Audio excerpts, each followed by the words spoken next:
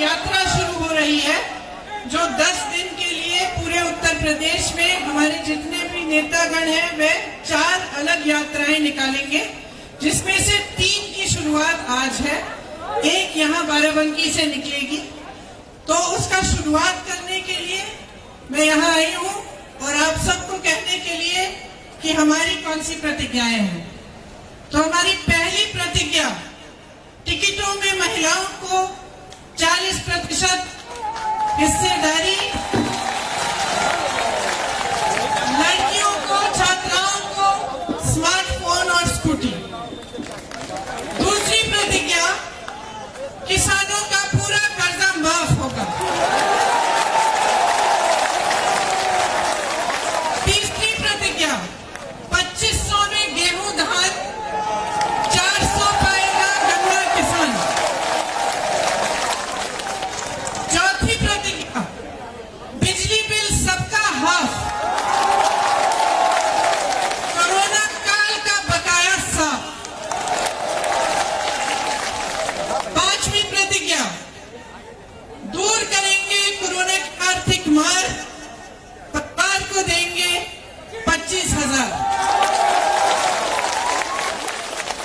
आखिरी प्रतिज्ञा, 20 लाख को सरकारी रोजगार। अब मैं थोड़ा सा इनके बारे में आपको समझाना भी चाहती हूँ। देखिए, जहां तक महिलाओं की हिस्सेदारी है, मैं पहले भी कह चुकी हूँ और बार बार ये कहूंगी कि महिलाएं जब तक आगे नहीं बढ़ेंगी, जब तक राजनीति में पूरी तरह से महिलाओं की भागीदारी नहीं होगी, तब तक जो समस्याओं से मेरी बहनें हर रोज लड़ती हैं, जिन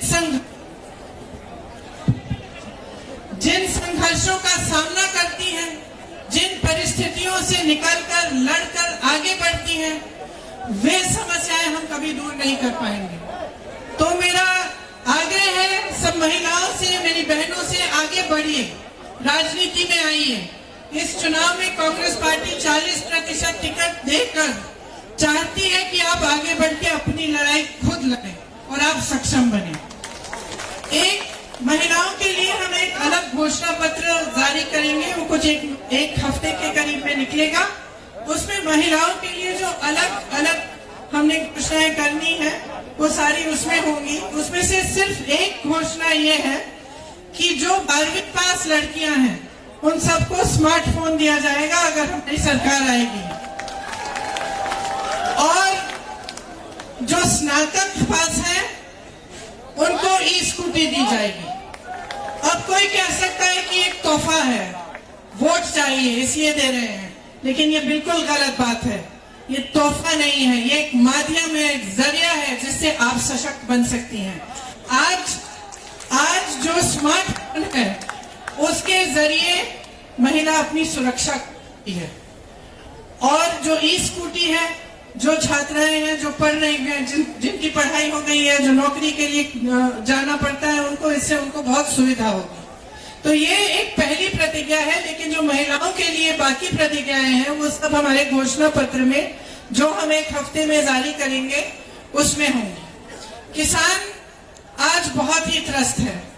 आप सबने देखा होगा कि किस तरह से लखनऊ खेरी में मोदी जी के मंत्रालय के एक मंत्री के बेटे ने एकदम क्रूरता से गाड़ी चलाकर 6 किसानों को मार डाला। ये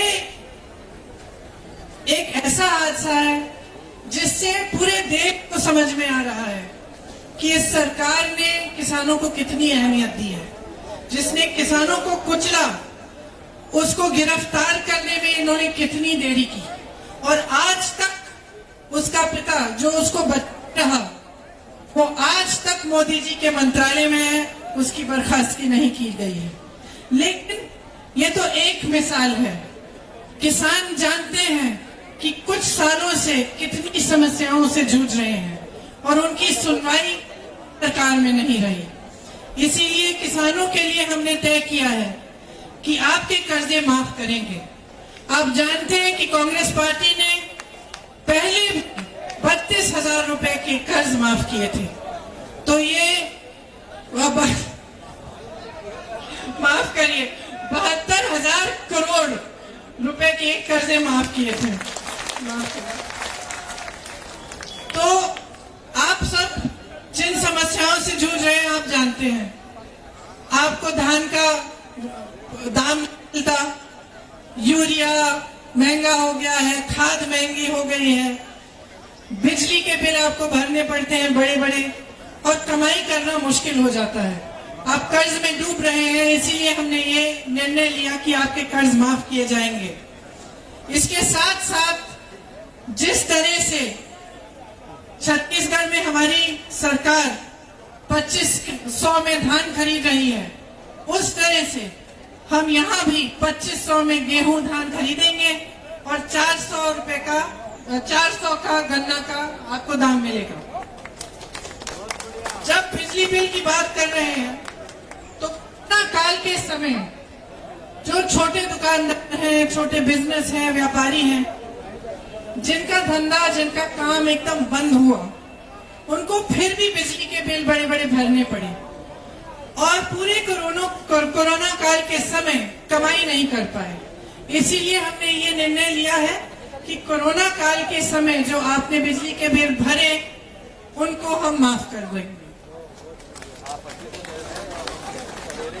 सबका बिजली बिल हाफ भी होगा। इसके साथ साथ कोरोना काल में जो गरीब परिवार थे, जिनकी बहुत आर्थिक मार हुई, जो कमा नहीं पा रहे थे, जो बाहर जा नहीं पा रहे थे अपनी रोजी रोटी कमाने के लिए, उनके लिए हमने निर्णय लिया है कि 25,000 रुपए उनको मिलेंगे। जो सरकारी रोजगार 20 लाख देना चाहते हैं, लेकिन इसमें मैं खास तौर से कहना चाहती हूँ कि पिछले 2 सालों में मैं बहुत संविदा कर्मियों से मिली, कॉन्ट्रैक्ट पे जो काम करते हैं उनसे मिली, और उन सब ने मुझे अपनी समस्याएं बताई। उसमें अध्यापिका भी हैं, टीचर्स हैं, स्वास्थ्य कर्मी भी हैं, अनेक काम करने वाले लोग हैं और उनका पूरी तरह से शोषण किया गया है। तो खास तौर से मैं कहना चाहती हूँ कि उनका नियमितीकरण करने का हमने निर्णय लिया है। हमारी सरकार आएगी तो सबका नियमितीकरण हम करेंगे। तो ये हमारी मुख्य प्रतिज्ञाएं हैं। इस यात्रा द्वारा ये प्रतिज्ञाएं गांव-गांव तक पहुंचेंगी और जन जन तक हम बताएंगे, जन जन को बताएंगे कि हमने ये निर्णय क्यों लिए और किस तरह से निर्णयों को हम पूरा कर सकेंगे। तो आप सबकी इस यात्रा में भागीदारी के लिए आपका धन्यवाद। जय हिंद।